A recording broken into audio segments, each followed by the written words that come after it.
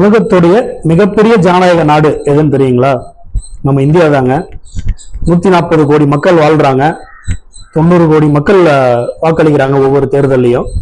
உலகத்திலே நடக்கிற பெரிய தேர்தல் அப்படின்னு பார்த்தோம் அப்படின்னா இந்தியாவில் நடக்கக்கூடிய அந்த நாடாளுமன்ற தேர்தல் தான். இப்போ கடைசியா 2024 நடந்தது. இந்த 90 கோடி மக்கள் வாக்களிக்கிறாங்க அப்படின்னா அவங்கள யார் ஆளணும் அப்படின்னு மக்கள் முடிவு பண்றதுக்கு ஓட்டு போட்டு அவங்கள தேர்ந்தெடுக்கிறாங்க.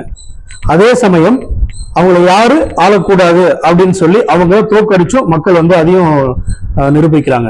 இதுல இன்னொரு விஷயம் என்ன அப்படின்னா, இவ்வளவு பெரிய ஒரு ஜனநாயக ஒரு ப்ராசஸ்ல எனக்கு எந்த கேண்டிடேட்டுமே பிடிக்கல, எந்த வேட்பாளரையும் பிடிக்கல, இவங்க யாருமே பண்றது சரியில்லை அப்படின்னு சொல்லி அவங்கள ரிஜெக்ட் பண்றதுக்கான ஒரு நடைமுறை இருக்கணும் இல்லையா? ஆமாங்க, அந்த மாதிரி ஒரு நடைமுறை நம்ம நாட்டுல இருக்கு. இப்ப நம்ம நோட்டா அப்படின்னு சொல்லி நன் ஆஃப் தி அபோவ், எந்த கேண்டிடேட்டுமே எனக்கு பிடிக்கல அப்படின்னு சொல்லி நம்ம ஓட்டு போடுறோம். அது 1961 இருந்து வேற ஒரு பரிமாணத்துல அது இருந்தது. 49O அப்படின்னு சொல்லி ஒரு ப்ராசஸா அது இருந்தது. இப்போ அதை பத்தி தான் நம்ம டீட்டெயிலா நம்ம இந்த வீடியோல பார்க்க போறோம். 49O பத்தியும் நோட்டா பத்தியும் நம்ம ஒரு அனாலிசிஸ் இந்த வீடியோல பார்க்கலாம்.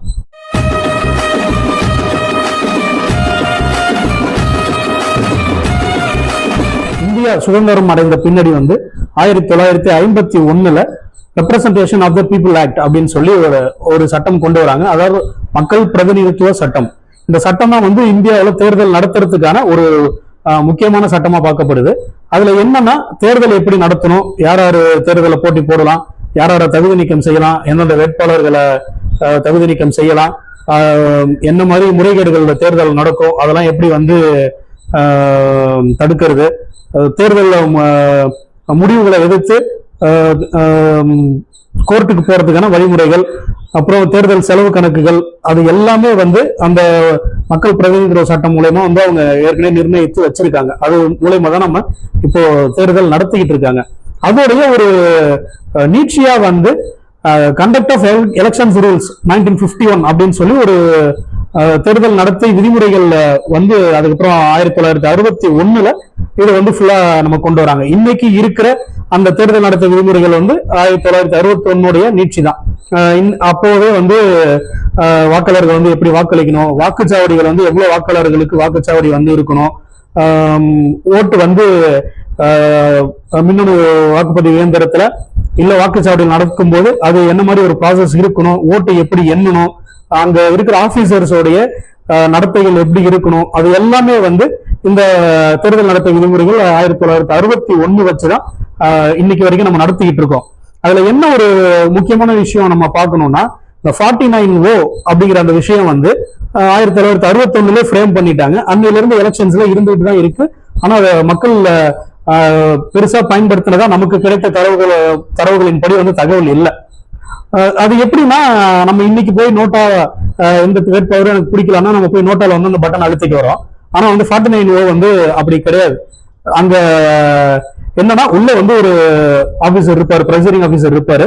அவர்கிட்ட போயிட்டு நம்ம இது மாதிரி வாக்காளர் லிஸ்ட்ல என் பேர் இருக்கு, வாக்காளர் அட்டை இருக்கு, என்னோட அடையாளம் இது, ஆனா எனக்கு வாக்களிக்க எனக்கு விருப்பம் இல்லை அப்படின்னு சொல்லி உள்ள இருக்கிற அந்த ஆபீசர் கிட்ட நம்ம சொல்லணும்.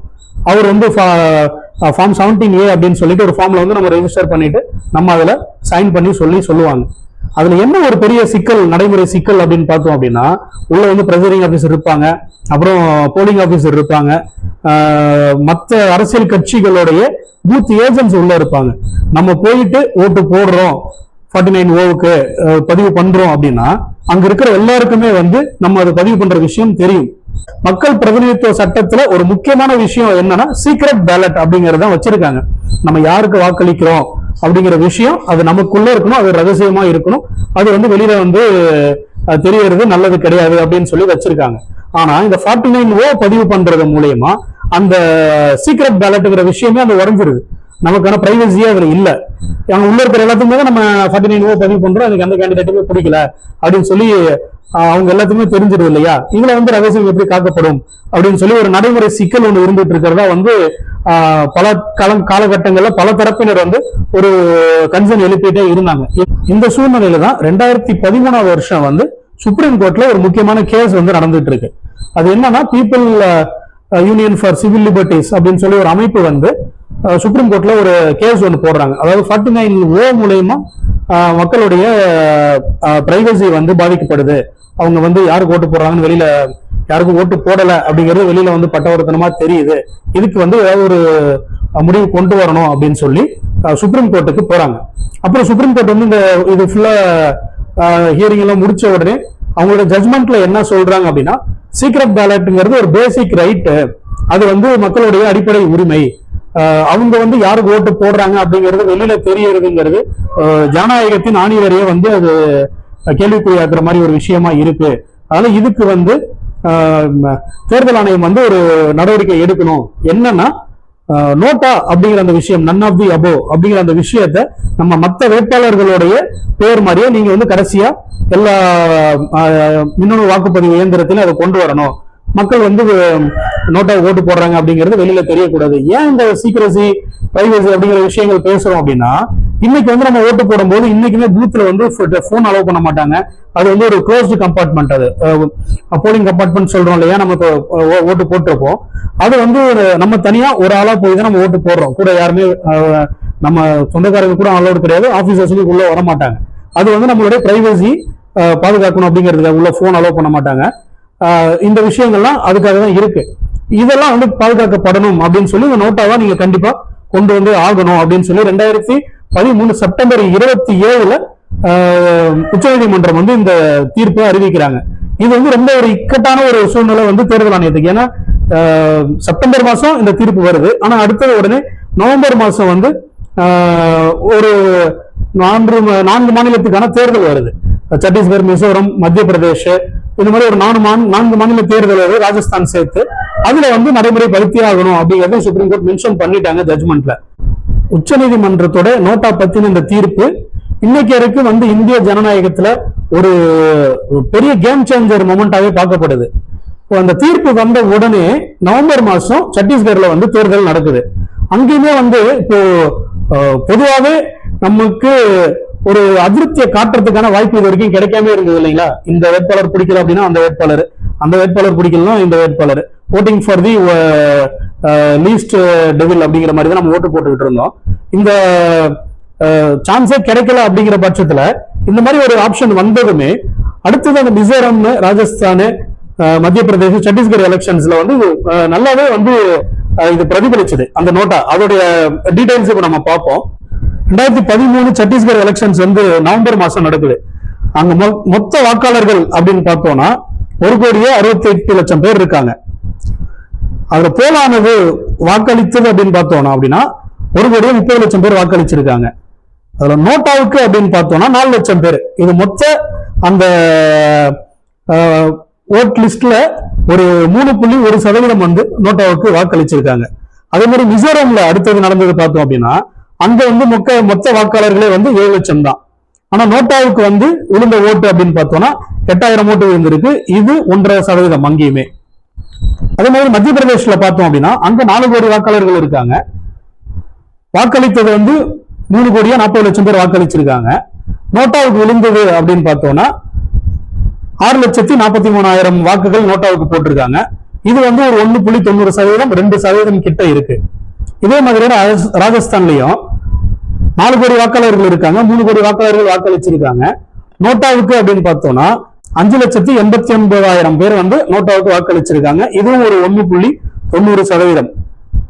இது வந்து நம்ம மக்களுடைய மனநிலையை வந்து பிரதிபலிக்கிற ஒரு விஷயமா தான் இருக்கு. எங்களுக்கு எந்த வேட்பாளர்களையும் பிடிக்கல, அவங்களை நிராகரிக்கிறதுக்கான ஒரு வாய்ப்பு எங்களுக்கு கிடைச்சிருக்கு, அதை நாங்க பயன்படுத்திக்கிறோம் அப்படின்னு சொல்லி 4 மாநில மக்களுமே வந்து அந்த முதல் நடந்த தேர்தலில் வந்து அவங்களுடைய எதிர்ப்பு வந்து பதிவு பண்ணியிருக்காங்க. இதே விஷயம் வந்து அடுத்து நடந்த 2014 நாடாளுமன்ற தேர்தலையும் வந்து எதிரொலிக்குது. 2014 நாடாளுமன்ற தேர்தல் மோடி வந்து ஃபர்ஸ்ட் டைமா பிரதமரா வெற்றி பெற்ற தேர்தல். அந்த தேர்தலில் இந்தியாவுடைய மொத்த வாக்காளர்கள் எண்ணிக்கை அப்படின்னு பார்த்தோம்னா 83 கோடி பேர் வந்து வாக்காளர்களா இருந்திருக்காங்க. அதுல 56 கோடி பேர் வந்து வாக்கு அளிச்சிருக்காங்க. இதுல நோட்டாவுக்கு விழுந்த வாக்கு அப்படின்னு பார்த்தோம்னா கிட்டத்தட்ட 6 கோடி வாக்கு வந்து நோட்டால போட்டிருக்காங்க. அது வந்து மொத்த ஓட்டு பெர்சன்டேஜ்ல ஒரு 1.25% வந்து வருது. மக்களுடைய எண்ணம் வந்து இங்கேயும் பிரதிபலிக்கிறத நம்ம நல்லா பார்க்க முடியுது. அந்த தேர்தலையே 2014 தேர்தலையே அப்பதான் வந்து இந்த 2G முறைகேடு அந்த ஸ்கேம் வந்து பெரிய விஷயமா பேசப்பட்டு திமுக வந்து தேர்தலை சந்திக்கிறாங்க. அதுல வந்து திமுக முன்னாள் அமைச்சர் ஆர் ராசா தான் வந்து பெருசா பேர் அடிபட்டுச்சு. அவர் வந்து நீலகிரி தொகுதியில போட்டி போடுறாரு. அப்போ நீலகிரி தொகுதி வாக்காளர்கள் வந்து எங்களுக்கு வந்து நாங்க ஏஎம்கே கேண்டிடேட் போட்டிருக்காங்க, டிஎம்கே வந்து ஆர் ராசா நிக்கிறாரு, எங்களுக்கு வந்து நாங்க யாருக்குமே வாக்களிக்கல, நாங்க 2 பேருமே நாங்க நிராகரிக்கிறோம் அப்படின்னு சொல்லி நோட்டாவுக்கு நீலகிரியில இருக்கிற வாக்காளர்கள் வந்து கிட்டத்தட்ட ஒரு 50,000 பேர் வந்து நோட்டாவை அப்ப பதிவு பண்ணியிருக்காங்க. அது வந்து அன்னைய தேதி வரைக்கும் அதுதான் பெரிய ஹையஸ்ட் ரெக்கார்டா இருந்திருக்கு. நாடாளுமன்ற தேர்தலை பொறுத்த வரைக்கும் இது வரைக்கும் நோட்டாவுக்கு பதிவான ஹையஸ்ட் ரெக்கார்டு ஓட் அப்படின்னு பார்த்தோம் அப்படின்னா 2024 இண்டோர்ல நடந்த அந்த நாடாளுமன்ற தேர்தல் தான். அங்க என்னன்னு பார்த்தோம்னா பிஜேபி கேண்டிடேட் போட்டிருக்காங்க, பகுஜன் சமாஜ் கட்சி அங்க கேண்டிடேட் போட்டிருக்காங்க.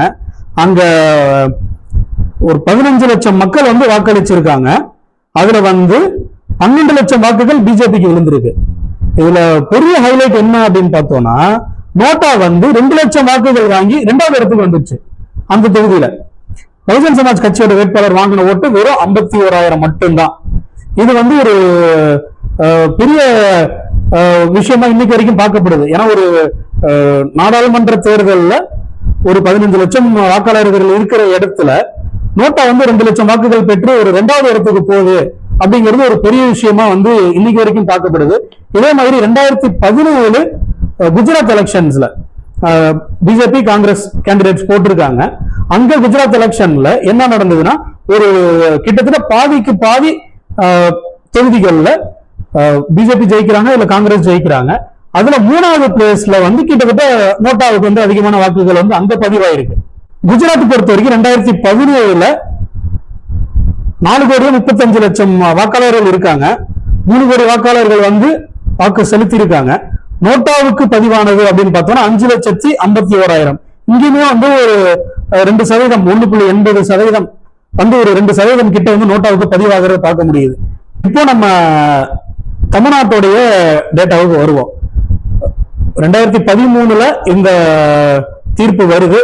அதுக்கப்புறம் வந்து நம்ம மக்கள், தமிழ்நாடு மக்கள் சந்திச்சது 14 நாடாளுமன்ற தேர்தல். அது வந்து நம்ம ஊரை பொறுத்த வரைக்கும் ஓட்டிங் பேட்டர்ன் வந்து டோட்டலா வேரி ஆகுது. 2014 நாடாளுமன்ற தேர்தலுக்கும் 2016 சட்டசபை தேர்தலுக்கும் ஓட்டிங் பேட்டர்ன் வந்து டோட்டலா வேரி ஆகுது. அது ஜென்ரலாவே அப்படிதான் இருக்கு. மக்கள் நாடாளுமன்ற தேர்தலுக்கு ஒரு மாதிரி வாக்களிக்கிறாங்க, சட்டசபை தேர்தலுக்கு ஒரு மாதிரி வாக்களிக்கிறாங்க. இந்த 2016 சட்டசபை தேர்தல் நோட்டா வந்து இந்த தமிழ்நாட்டில் இருக்க 234 தொகுதியிலையும் மின்னணு வாக்குப்பதிவு இயந்திரத்துல பதிவாகுது அப்படிங்கிறது. அந்த டைம் என்ன ஆகுதுன்னா நோட்டாவுக்கு போட்டா என்ன ஆகும் அப்படின்னு சொல்லி மக்களுடைய ஒரு கியூரியாசிட்டி அப்போ அதிகமாகுது. ஏன்னா முதல் தேர்தல் இல்லையா? அப்போ என்ன பண்றாங்க அப்படின்னா நிறைய தொகுதிகளில் நம்ம நோட்டாவுக்கு வாக்குகள் பதிவானதை நம்ம பார்க்க முடியுது. அந்த டேட்டாவையும் இப்ப பார்ப்போம். 2016 பொறுத்த வரைக்கும் 5.82 கோடி வாக்காளர்கள் பதிவாயிருக்காங்க. அதுல 4.35 கோடி வாக்காளர்கள் வந்து வாக்கு பதிவு பண்ணியிருக்காங்க. நோட்டாவுக்கு விழுந்தது அப்படின்னு பார்த்தோம் அப்படின்னா 5.65 லட்சம் வாக்குகள் நோட்டாவுக்கு பதிவாயிருக்கு. இது வந்து டோட்டல் போலிங்ல 1.31%. அது வந்து முதல் தேர்தல் அப்படிங்கறதுல மக்கள் மத்தியில இந்த ஒரு ஈர்ப்பு இருந்திருக்கு போல. அப்போ என்ன பண்ணிருக்காங்கன்னா தமிழ்நாட்டுல வந்து 66,007 போலிங் பூத்ஸ் அப்போ ஃபர்ஸ்ட் டைம் அப்பதான் பண்ணிருக்காங்க. அதுக்கு முன்னாடி வந்து 45,000 போலிங் பூத் வச்சுதான் எலெக்ஷன் பார்த்திருக்கோம். தமிழ்நாட்டுல வந்து அந்த 234 தொகுதிக்கு ஒரு 66,000 போலிங் பூத்ஸ் வாக்குச்சாவடிகள் வந்து தேர்தல் ஆணையம் ஏற்பாடு பண்ணிருக்காங்க.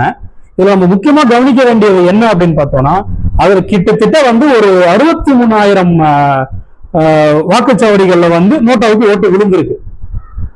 கணக்குப்படி பார்த்தோம்னா ஒரு 95%. அப்போ மக்கள் வந்து எந்த அளவுக்கு ஒரு விரக்தியில இருக்காங்க அப்படிங்கிறது அப்ப நல்லாவே வந்து பிரதிபலிச்சது. அந்த 66,007 போலிங் பூத்ஸ்ல ஆவரேஜா பார்த்தோம்னா 8 வாக்குகள் விழுந்திருக்கு அப்படின்னு நம்ம கணக்கு வைக்கலாம். இது வந்து ஒரு இன்னைக்கு வரைக்குமே வந்து ஒரு பெரிய ரெக்கார்டாவே இருக்கு நம்ம தமிழ்நாடு பொறுத்த வரைக்குமே. அதுக்கப்புறம் 2021 வந்து நோட்டாவுக்கு பதிவான வாக்குகள் குறைஞ்சிருச்சு. அந்த 2016 எலெக்ஷன்ல சர்வீஸ் ஓட்டர்ஸ் அப்படின்னு சொல்றோம் இல்லைங்களா, அந்த போஸ்டல் ஓட்டு போடுற அந்த சர்வீஸ் ஓட்டர்ஸ், அதாவது மத்திய மாநில அரசு பணிகள்ல இருக்கிறவங்க வந்து ஓட்டு போட முடியாதவங்களுக்கு அந்த போஸ்டல் ஓட் அப்படின்னு ஒரு வசதி இருக்கு. அதுல வந்து பதிவான வாக்காளர்கள் அப்படின்னு பார்த்தோம் அப்படின்னா 58,819 வாக்காளர்கள் 2016 எலெக்ஷன் டைம்ல இருந்திருக்காங்க. அதுல வந்துட்டு 2,658 வாக்காளர்கள் வந்து நோட்டாவுக்கு பதிவு பண்ணியிருக்காங்க. பதிவான சதவீதத்துல ஒரு 4.52% வந்து நோட்டாவுக்கு கவர்மெண்ட் அபிஷியல்ஸ் பதிவு பண்ணியிருக்காங்க.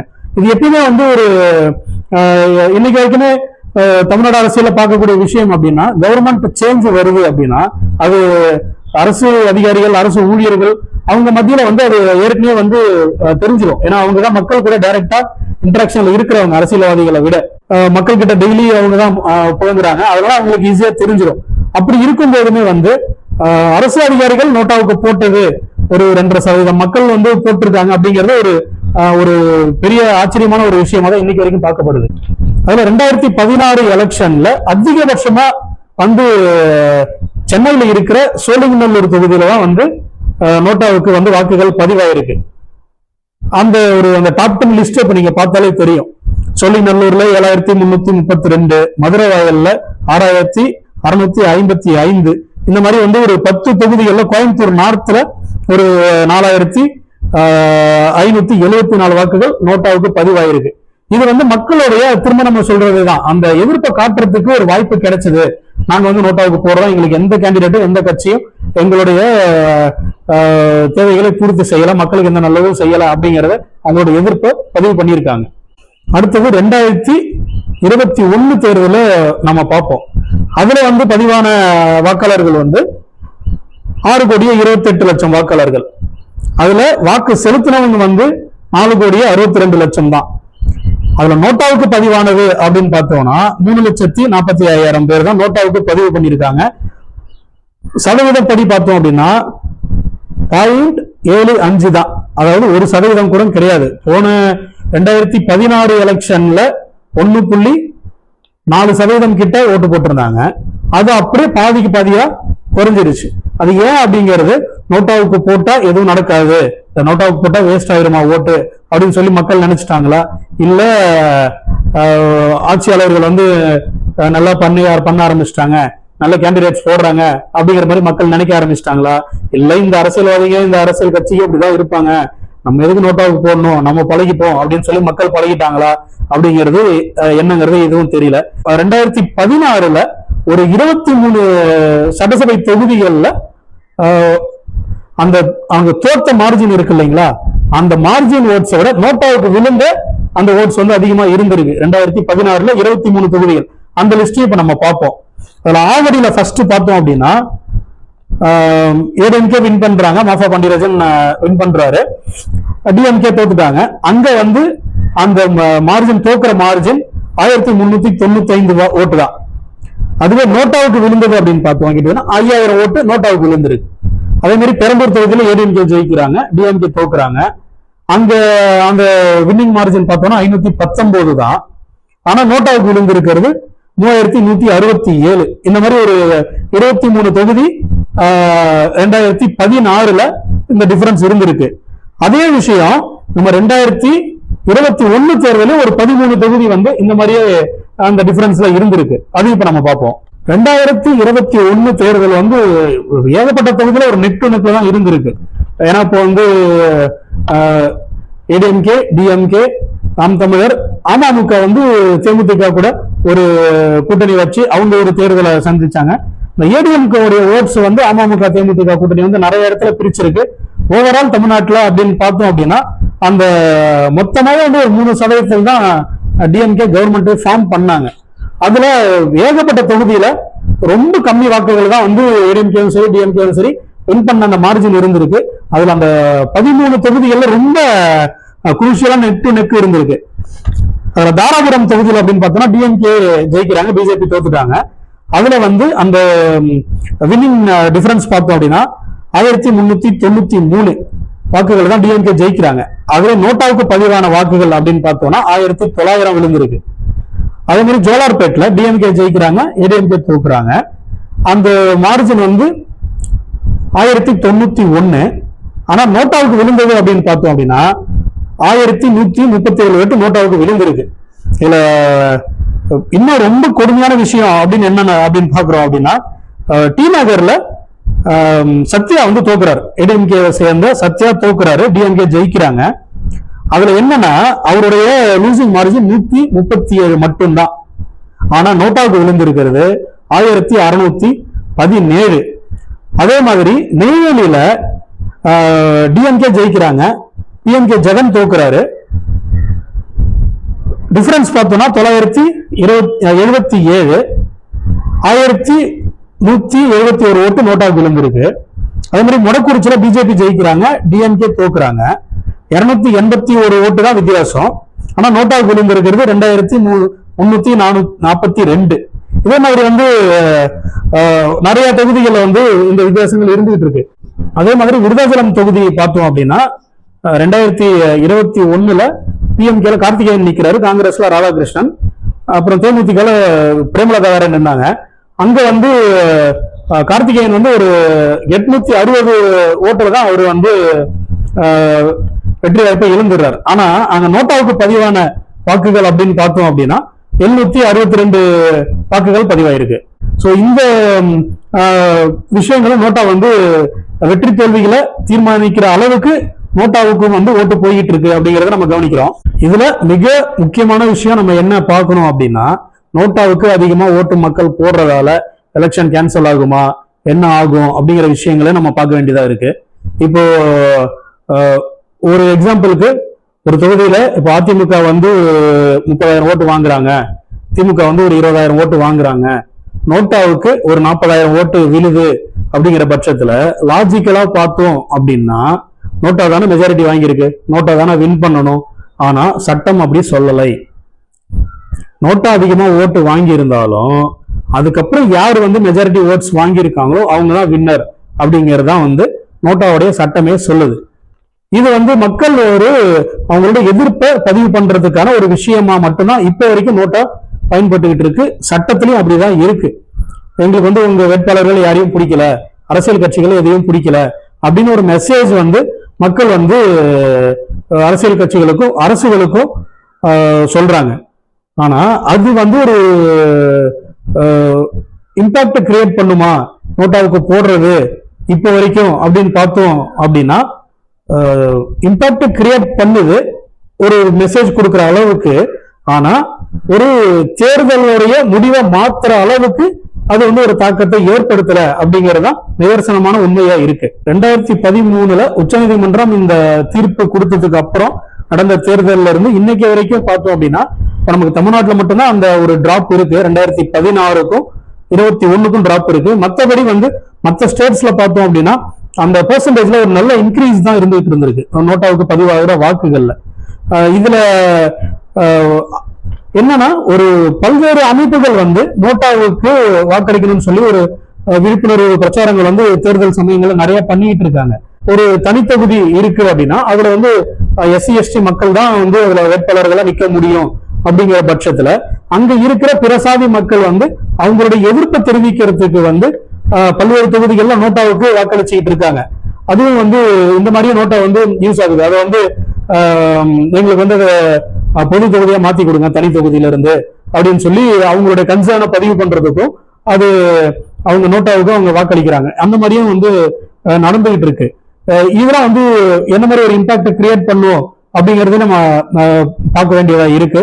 இப்போ 2018 மகாராஷ்டிரா தேர்தல்ல தேர்தல் ஆணையம் வந்து என்ன சொல்லிட்டாங்கன்னா, எந்த தொகுதியில நோட்டா வந்து ஹையஸ்ட் மெஜாரிட்டி வாங்கினாலும் அங்க வந்து ரீஎலெக்ஷன்ஸ் நாங்க கண்டக்ட் பண்ணிடுவோம் அப்படிங்கிற மாதிரி 2018லயே வந்து தேர்தல் ஆணையம் மகாராஷ்டிரா அறிவிச்சிருக்காங்க.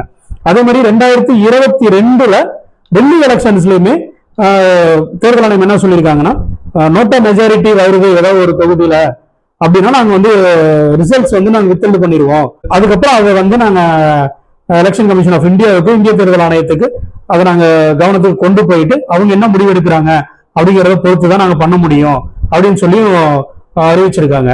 இது வந்து ரொம்ப முக்கியமான விஷயமா நம்மளுடைய தேர்தல் நடைமுறையில பார்க்கப்படுது.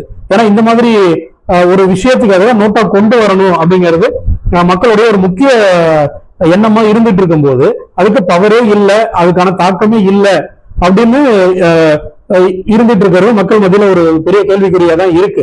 இந்த தேர்தல் ஆணையத்தோட இந்த நடவடிக்கைகள் இன்னும் வந்து ஒரு பெரிய மெசேஜ் அரசியல் கட்சிகளுக்கும் அரசியல்வாதிகளுக்கும் சொல்ற மாதிரி இருக்கணும் அப்படின்னு மக்கள் எதிர்பார்க்கிறாங்க. சுப்ரீம் கோர்ட்லயுமே வந்து நிறைய பொதுநல வழக்குகள் பெண்டிங்ல இருக்கு.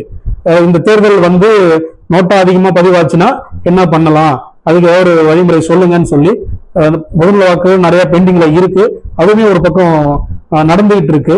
இதுக்கான சொல்யூஷன்ஸா மக்கள் என்ன சொல்றாங்க, அவங்களுடைய மக்களுடைய கருத்தா என்ன இருக்கு அப்படின்னா, ஒரு தொகுதியில நோட்டா அதிகமா பதிவாகுது அப்படின்னா அங்க தேர்தலை ரத்து பண்ணுங்க, ரத்து பண்ணிட்டு திரும்பி வந்து தேர்தல் வைங்க. அதாவது இப்போ யாருமே இருக்க வேட்பாளர்களை உங்களுக்கு பிடிக்கலாம்னா நாங்க நோட்டாவுக்கு போட்டிருக்கோம். அப்போ என்ன பண்ண, திரும்ப வந்து மறுதேர்தல் வைங்க, மறுவாக்கு பதிவு நடத்துங்க. ஆனா ஏற்கனவே இருந்த வேட்பாளர்கள் இருக்கக்கூடாது, புது செட் ஆஃப் வேட்பாளர்கள் இருக்கணும். அதான இப்போ லாஜிக்கலா கரெக்டா இருக்கும். ஏற்கனவே யாருமே பிடிக்கலன்னா நம்ம நோட்டாவுக்கு போட்டிருக்கோம், திருப்பி அவங்களே வச்சு நம்ம திரும்பி எலெக்ஷன்ஸ் கண்டக்ட் பண்ண முடியாது. அதனால வந்து இந்த மாதிரி ஒரு விஷயமும் கொண்டு வரணும் அப்படின்னு சொல்லி மக்கள் வந்து கருத்து தெரிவிக்கிறாங்க. அதே மாதிரி அந்த மறு தேர்தல் நடக்கிறதுக்கு ஆகிற செலவை வந்து அந்த இதுக்கு முன்னாடி நடந்த தேர்தலில் போட்டியிட்ட அந்த வேட்பாளர்கள் வந்து கொடுக்கணும். ஏன் வந்து தேவையில்லாத அரசுக்கு வந்து ஏன் வீண் செலவு, உங்களை பிடிக்கும் தானே நாங்க ஓட்டு போடல, அப்போ நீங்களே இந்த செலவை நீங்க பாத்துக்கோங்க அப்படின்னு சொல்லி மக்கள் கருத்துக்களுமே இருந்துகிட்டு இருக்கு. அதனால இப்போ வரைக்கும் நோட்டாவுக்கு ஒரு ஓட்டு போடுறது ஒரு தாக்கத்தை ஏற்படுத்தும். ஆனா வந்து ஒரு வெற்றியை தீர்மானிக்கிற அளவுக்கு இல்ல வெற்றியை வந்து வித்தல்டு பண்ற அளவுக்கு ஒரு தாக்கத்தை ஏற்படுத்துதா அப்படின்னு பார்த்தோம் அப்படின்னா இன்னைக்கு வரைக்கும் அது இல்லை. ஃபியூச்சர்ல என்ன நடக்குது அப்படிங்கிறத பார்ப்போம். அதுவரை பாண்டரிங்மான் சத்யாவுடன் இணைந்திருங்கள்.